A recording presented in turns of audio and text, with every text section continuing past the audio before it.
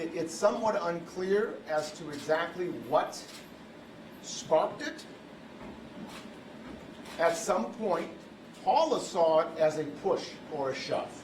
Other people have said it was more of a strike or a punch to the off-duty police officer who apparently was holding a young child. He went forward. Some of the witnesses who have been interviewed so far have indicated that he may have temporarily went to the ground. None of the witnesses indicate that he ever lost consciousness or appeared to lose consciousness as they are now claiming. He was there with his wife, who took the child. He then pulled out his gun, announced he was a police officer, and at that point, Kenneth was moving away from him. There was only this one push or strike and nothing more. He was visibly unarmed, not trying to attack him in any way, but actually moving away from him. When the parents saw him pull out his gun, and Russell specifically heard him say he was a police officer, Russell yelled out, "Don't shoot. My son is sick." Paula yelled out, "Please don't shoot. Please don't shoot." And at this point, nobody was next to the officer. In fact, we believe the evidence may show that Russell and Paula were closer to the officer at that point than their son, Kenneth, was. Despite their pleas for him not to shoot, he fired multiple rounds. It's possible, and we're waiting to get the video, and I'll talk about that in a moment, that the first shot struck Paula in the back.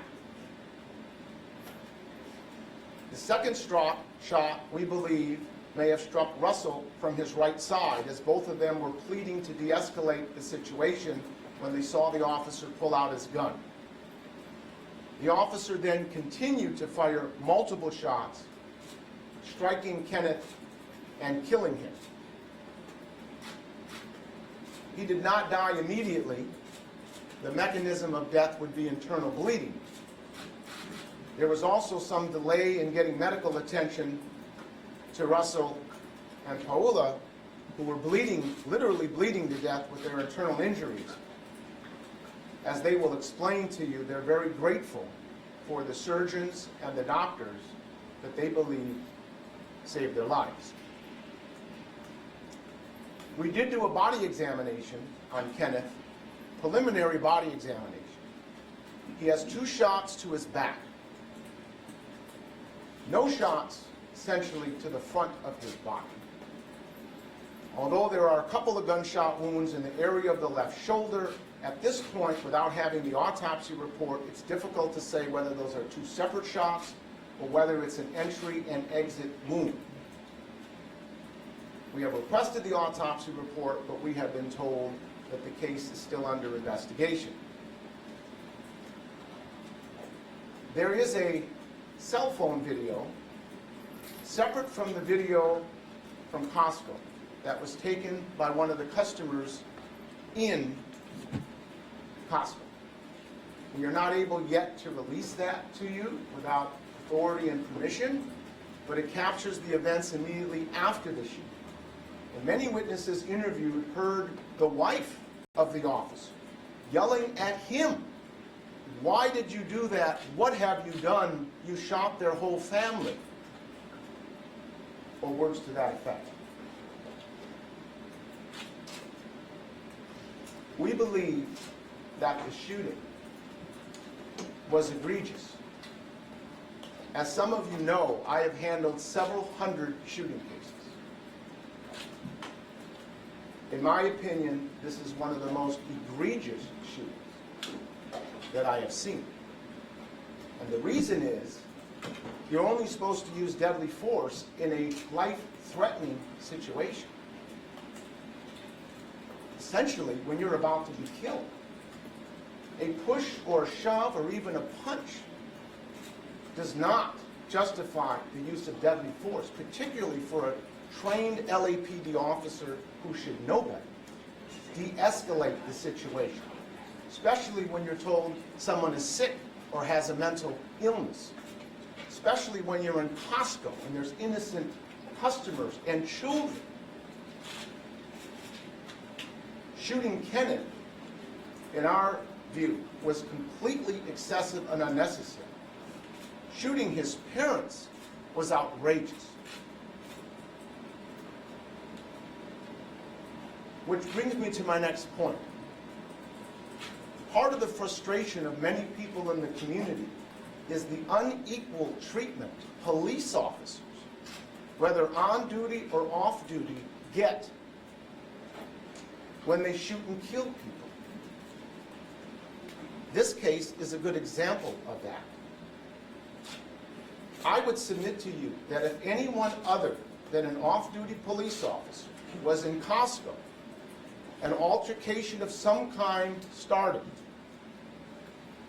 and that person then took out their gun, killed the person he had the altercation with, and shot both of his parents,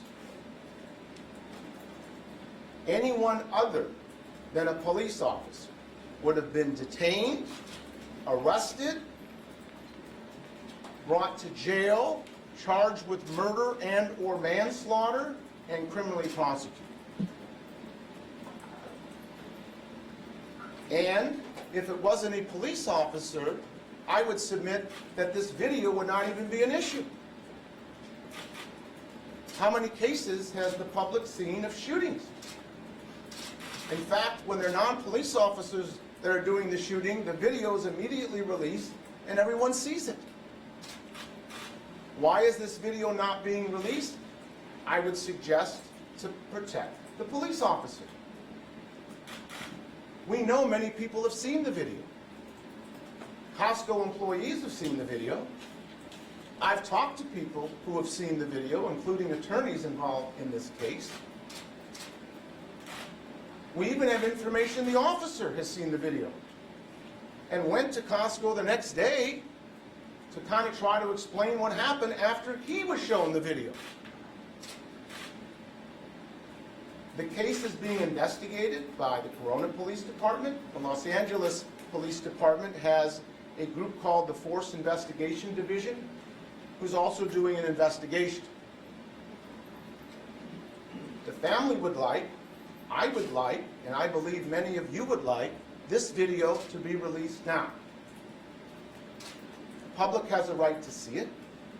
One of the reasons for lack of trust between some members of the public and law enforcement is a lack of transparency. So recently they came up with the idea of body-worn cameras with the concept that let's see what really happened. Here we have a video that they desperately don't want released. And they're saying that it's not going to be released up to a year while they're doing their investigation. Which also should make you think, should it really take a year to investigate whether this shooting was excessive or not? What are they possibly investigating? It's been 2.5 months. Does anyone think if it was a non-police officer, they would say, give us a year to investigate and we'll let you know whether or not we're going to bring any charges? I may make a motion, either in state court or federal court, again, even though I know one has been denied, to have this video released. Criminal prosecution.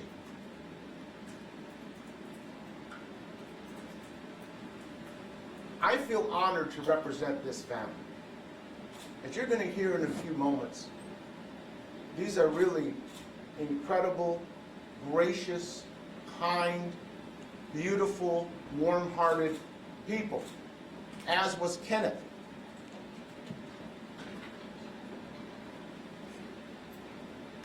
But if one was to ask, is there sufficient evidence for criminal prosecution in this case?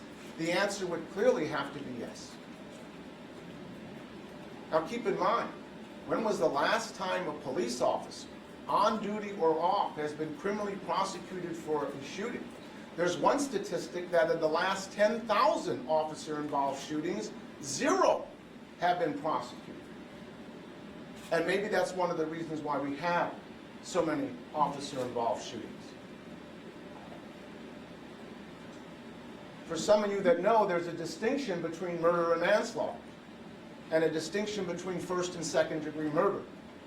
When you're shooting a gun into a crowd of people at a Costco, at a minimum, that's second degree murder, because you have a deliberate indifference for people's lives. And it's certainly at least manslaughter, where someone says they were shooting in self-defense, but a fact finder finds it wasn't reasonable, because no one's life was in danger at the time you fired the shots. I'm not sure what the district attorney's office will do. They often hide behind the fact that, well, we're not sure we could prove this beyond a reasonable doubt. So therefore, we will not bring criminal charges. I would submit to you, if I was prosecuting this case and putting on my prosecutorial hat, I, Dale Gallipo, could prove to jurors beyond a reasonable doubt that this was murder or manslaughter. So I don't know what will happen, and the family, obviously, whatever the decision is, the decision is. I have filed a claim, as some of you know, to preserve the family's rights to present state claims against the officer and the City of Los Angeles. And some of you may wonder why the City of Los Angeles. Well, 3 reasons. First, he was a LAPD officer. We believe using a weapon issued by the department. Secondly, he was acting in his capacity to an extent as an officer when he announced himself as a police officer. Thirdly, I assume he's going to say, I was acting based on my training as an LAPD officer when I shot. And if that's their training, to shoot someone and kill, and their parents, if someone pushes you or punches you or shoves you, then there's something very, very wrong with that training. The City of Los Angeles will have 45 days to consider what they want to do with the claim, and then our next step would be to file a lawsuit. I can tell you that we have too many shootings, police officer and non-police officer, and there's too much violence. And part of the reason may be we don't have enough accountability or responsibility, particularly when police officers are involved. One of the family's greatest wishes is that this doesn't happen to someone else. Imagine Kevin French, 29-year-old brother. He only had one brother. He's with his wife. He's at home. He doesn't even know about this for almost 24 hours. No one calls him. No one tells him. Your brother's dead. Your parents are in intensive care. He learns about this on social media, like many of you. And if you think about your own families and your own siblings, and imagine hearing about something like this on social media, that your sibling has been killed and both of your parents may not survive, are in intensive care, and never got a call from anyone before that, you can ask yourself whether that would be troubling. So, I'm going to allow in a moment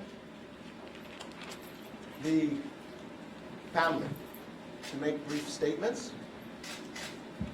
Before I do that, based on what I've said so far, and I won't be able to take all the questions now because some of them we may take after, is there anyone that has a specific question based on what I've asked so far? Yes. What's the significance of the wounds to the back? Well, from our position, all the shots were excessive and unreasonable because nobody was being attacked or about to die. But the shots to the back, I think, are significantly important because it shows, obviously, that the back of the person had to be to the shooter. And the idea of shooting Kenneth's mother, who is a lovely person you'll hear from in a moment in the back, And more importantly, Kenneth, who was moving away from the officer, we believe, or at a minimum had his back to the officer when he was shot, goes against the concept that someone's attacking me and about to kill me when I shot him. And that's another reason why we want to see the video, because we have information and belief there was significant distance between the officer and Kenneth when he shot him. And this notion that he was unconscious and didn't know what he was doing when he announced him as a police officer, pulled out his gun, and fired all of those shots, we believe will be contradicted by the evidence. Do you know how many times Kenneth was shot? How many times? Kenneth's friends were shot? The preliminary, and again, we don't have the autopsy yet, and I had someone who has expertise in looking at the body, but it was post-autopsy. It appears to be 3 or 4 shots. 2 to the back, 2 in the area of the left shoulder armpit. Unclear whether those are 2 separate shots or an entry and exit from the same shot. Do you know about how many total shots were fired? Doing the math, we know is 1 each for the parents and 4, so the shots that struck, we'd be 5 or 6 shots. I believe there was as many as 7 or 8 and maybe more shots actually fired. And again, imagine if young innocent children in the background of these shots had been killed also. You had mentioned, I'm sorry.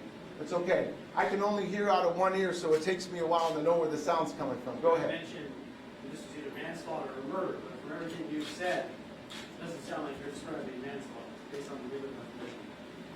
Yes, I would say there's evidence to support murder in this case, and as the back position, it's certainly manslaughter. So I'm interested to see when the district attorney comes out with their findings, and we may be talking to you nice folks again, of no criminal charges. They'll say, well, the officer said he was in fear of his life, it's good enough for us. And imagine in every murder case, if the person that killed someone said they were in fear of their life and that was the get out of jail free card, I'm not so sure the system would work too well. The LAPD says that they would have been willing to release the video, but they're under a court order from the judge in Riverside County to not release it for a year. Is there any legal action that you can take to go against that judge's order here in Riverside? Yes, I think I'll ask my good friends at the LAPD to join in me in a joint stipulation and request to have the judge release the video. So maybe if the judge knows that the officer's willing to release it and the LAPD is willing to release it, that will help. But it'll be interesting to see what happens when it comes down for them to actually expressly agreeing on that or not. A little fuzzy on the idea that he was knocked unconscious and yet still able to give the baby to his wife. Is that what you said? Right. That's another reason why. Because he had a chance to huddle up with his lawyer. I don't even know if he's given a statement. I'm assuming he has, particularly to the LAPD as part of his requirement. But the actions, someone who's unconscious, we all know from common sense, they're completely out. And when they come to, it takes a while to kind of get your senses and figure out what's going on. We believe this video and the witness testimony that we've talked to, he was not knocked unconscious, and all of his actions, putting the baby down, turning, pulling out the gun, pointing the gun, saying he's a police officer, firing the 5, 6, 7, 8 shots, is not the actions of someone who's unconscious. Does the 45-day clock on that claim start today or yesterday? Actually, today. Yes. Sir, I'm aware that the DA's investigation may be getting fairly close to the finish touches. And has anyone from the DA's office approached the parents and questioned them about specifically what transpired? They have not the DA's office, but the officers from Corona, the detectives who are assigned to the investigation, have reached out to my office and to the family as to whether or not they can get statements from the parents. At that time, because their grave medical condition, they have not given statements. That has not happened yet, but it's possible that may be happening in the near future. Whether or not that's going to make a difference, we'll find out, but that's the status of that. Yes. You have seen a video from one of the people that worked at the Corona Costco at the time, and you said obviously you could hear the officer's wife in it. Can you see anything else in it? Is there anything? Yes, so to be clear, this is a cell phone video that appears to have been turned on after the shooting. Does not capture the shooting. The video that captures the shooting is from Costco. And I've talked to people who have seen it, including some of the attorneys for Costco, and I have an idea of what it shows, but I haven't seen it yet. That shows some pandemonium, as you would expect, in Costco when shots are being fired and there's customers not knowing what's going on, especially given the current state of some of these crazy incidents that happen in places like that. But you do hear things being said. You hear screaming from the wife. You hear comments from different people. It's about 3.5 minutes long. At one point in the video, the wife, we believe, of the officer. You also see the officer in the background at some point after the shooting. By the way, to my knowledge, he has no visible injuries at all, nor does the child. And the wife approaches the person taking the video at some point and tells her, and there may have been some profanity, I can't remember, "Why are you videoing this? Turn it off," or words to that effect. Do you know if anybody else is placing a lawsuit because of the trauma they experienced throughout this shooting? Not to my knowledge yet, but that's an interesting point, because one could imagine customers with their children and families in close proximity to the shooting may have suffered tremendous emotional distress. At one point, Russell, who was struck and potentially fatally shot, that's all he can think about. He didn't know his wife was shot at that point, was his son.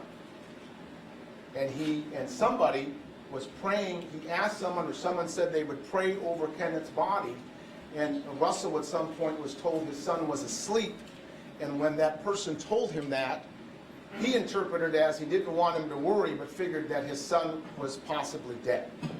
And then Russell thought, I have to somehow find a way to survive, to take care of my family. My son may have been killed. How important is the distinction between this man acting as an agent of the LAPD or acting as a private citizen when he fired the shots? Well, in a criminal context, I would submit if it was anyone else, he'd already be charged. So I think having status as a police officer gives him extra protection and extra privileges. I think in terms of his acting as a police officer at the time, announcing he was a police officer, acting based on his training, using a LAPD weapon, I think that invokes the liability of the city of Los Angeles for his actions. Was there any interaction between Kenneth French and the officer prior to this push? There are other people we're waiting to interview, including a young woman who was behind that sausage counter. You'll learn that Kenneth was very nonverbal. He could hardly speak or verbalize. And this happened later in life. He was a very healthy, smart, athletic person through high school. So they didn't hear any specific words. The parents didn't. But because he was nonviolent, they had never seen him raise a hand or be violent to anyone his entire life. We believe that something happened between that off-duty officer and Kenneth that instigated this. We're not justifying the push. We're saying it didn't justify the use of deadly force, obviously, but we believe something happened given Kenneth's nature. Maybe the officer saw him and he looked a little odd or off because he's mentally disabled. That part is unclear, and we're hoping also that the video will shed some light on that. Okay, so at this time, if it's okay, I'm going to have some of the family members speak. I ask that you please hold your questions to all three of them have had a chance to speak. And because my mother always taught me ladies first, we're going to start with the mother, Paula French.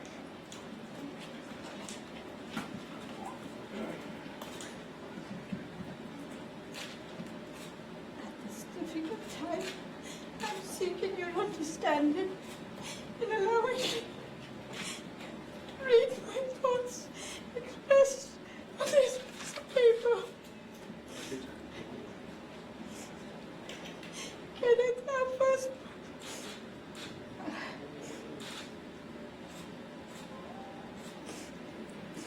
Kenneth, our firstborn son, was a peaceful and loving soul throughout all 32 years of his life. He was caring, helpful, and gentle, never aggressive, threatening towards anybody at any time.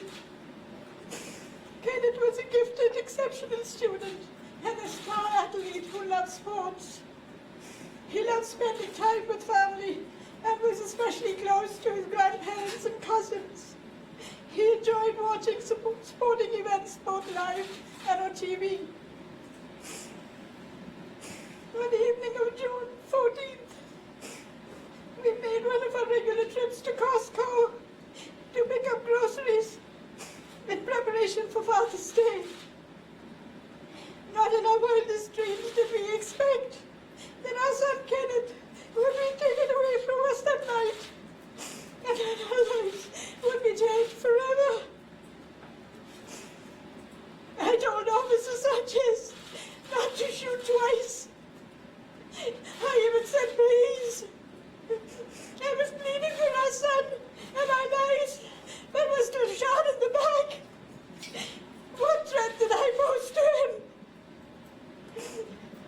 I want to thank all the doctors, surgeons, nurses, and hospital staff. Without their help and dedication, I would not be alive today. The physical injuries and trauma that we have sustained has been extremely painful to endure and drastically changed the course of our lives. Not only did we lose our firstborn son, Kenneth, my husband and I have sustained injuries that will impact our lives forever. On top of the total shock, a piece of our heart is missing, and our lives will never be the same. Thank you to each one of you for being here to honor my son, Kenneth. Thank you.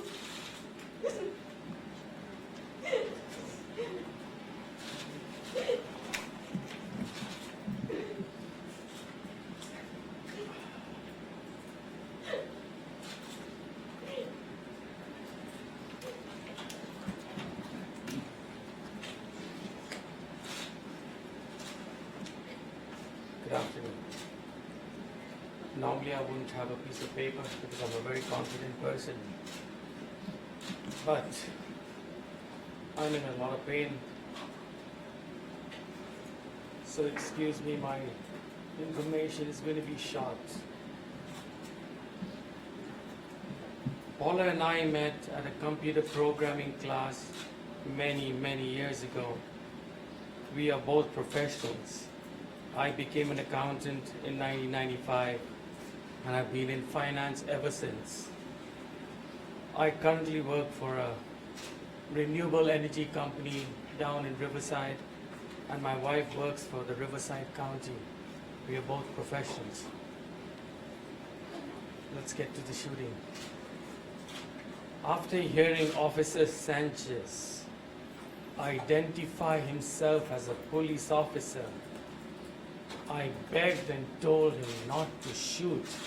I said, we have no guns and my son is sick. He still shot. I thought people don't do that.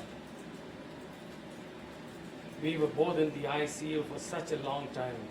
I just came out a little over a week ago, and that's only because I told surgeons I need to get home. I have to bury my son. He's been in the morgue for over 2 months. I don't even know how his face is going to look like when we meet him on Friday. And that's going to be another shocker to us, but we have to bury him. We need to closure. I'm sorry my voice is gone, it's not like this. We would like to express our sincere gratitude to all those surgeons, doctors, nurses, all the hospital staff that continue to help both my wife and me. I may stand here, I'm covered, but everything is inside. There's a lot of stuff around me. Unfortunately, you on the right can see some things hanging out, and you on the left can see as well. but there's way too many things going on, lots of surgeries to go to. I mean, we have both not been sick like this. I have worked all my life, and for the first time, I've actually been off work for more than 2 months. And I sometimes get bored, but I can't move. I get tired way too fast. Lastly, there was this special gentleman, as Dale mentioned. I don't remember his name, from Costco, but who actually came forward to pray over me. And that's the time I thought, Christ, I ain't dying. Go to my son who's behind me. I said, please pray over him. And the gentleman came back and said, your son's sleeping. What do you think I did? I looked at my wife at the side and said, oh Christ, she's on her way out as well. I better not tell her that my son is killed. Otherwise she will go. So I said, you know what, I bear all the pain up and let's hope I make it. And as you can see, I'm here alive today. But a lot of injuries, Dale has mentioned, I've lost a lot of things within. I was saved by about ½ centimeter. My pancreas was grazed. So I've got this drain out here that has been draining my pancreas. God only knows how long it'll take. But surgeons don't have a clue. It could be a month, it could be a year. But I've got things sticking out. I guess I have no choice. Thank you.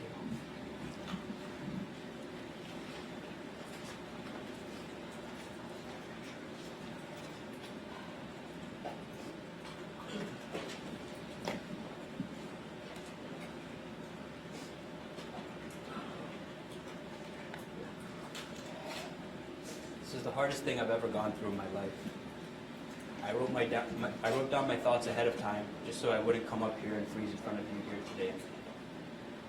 Even though this horrific shooting happened on June 14th, I was never contacted by anyone. I only found out about the shooting and the murder of my brother, like the rest of the public, the next day on June 15th, the day before Father's Day.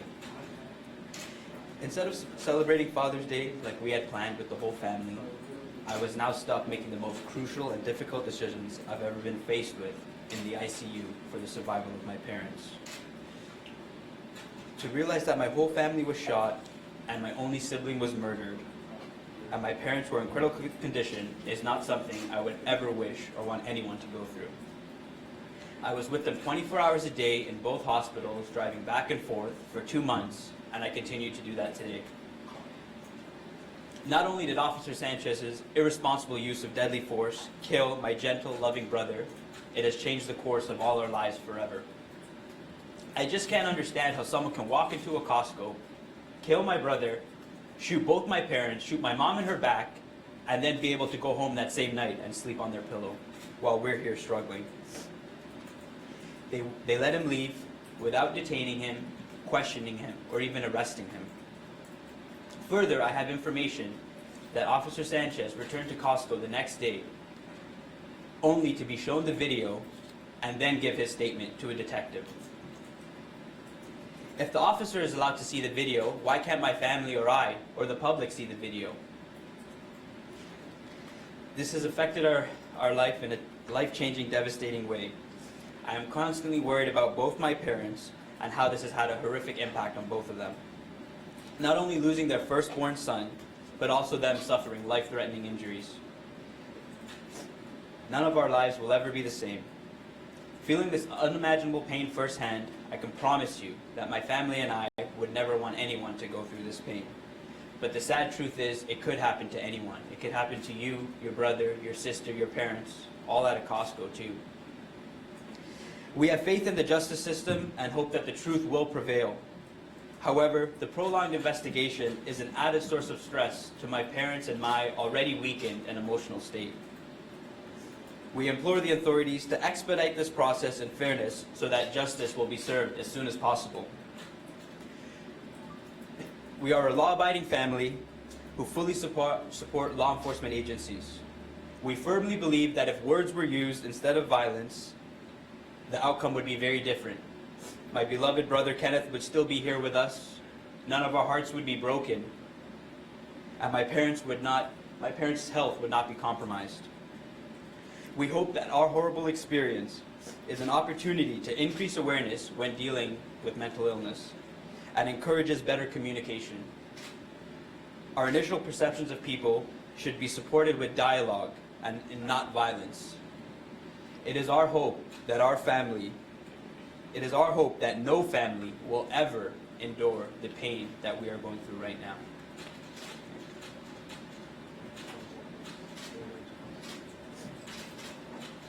Okay, I thought those were beautiful words spoken by all of the family members. I could try to take a few questions now for myself. The family may or may not be able to answer your questions, we'll see. And then we'll take a short break, as I described earlier, where some of you that may want some follow-up information, we can try to do our best to help you out with that. Based on the family statements or anything else you've heard so far, does anyone have any follow-up questions at this time? Yes? Is there anything you can say about what Kenneth Frank was diagnosed with, or we have heard seen things all over the internet, and no one has really have not heard direct from you or the family, what it is, or the situation, this condition. One moment, please. The official diagnosis is schizophrenia.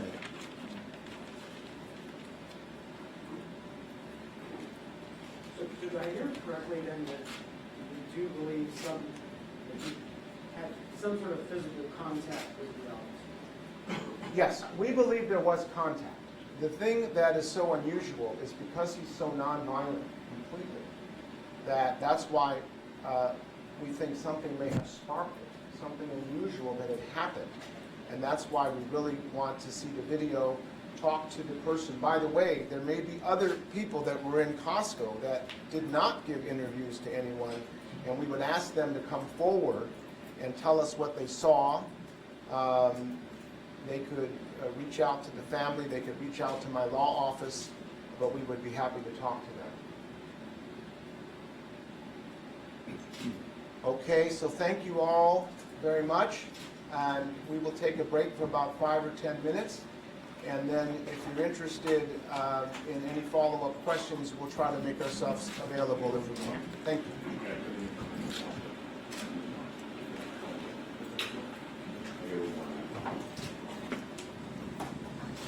Down the front, down the front, down the front, down the front.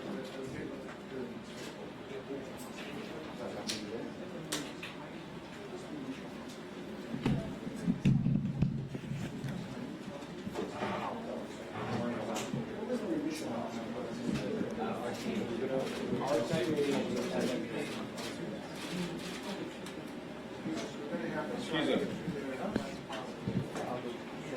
Down, please. Down in front, down in front.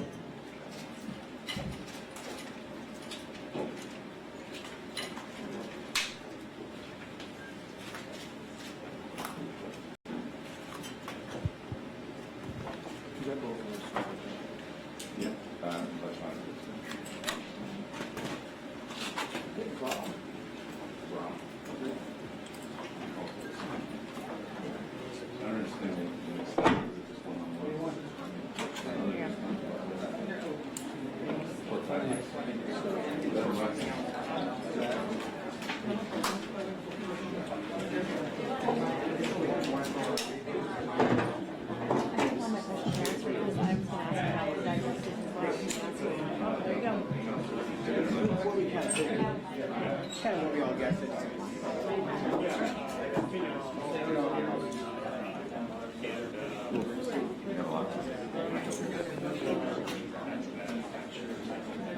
Somewhere, I think, like Starbucks or something.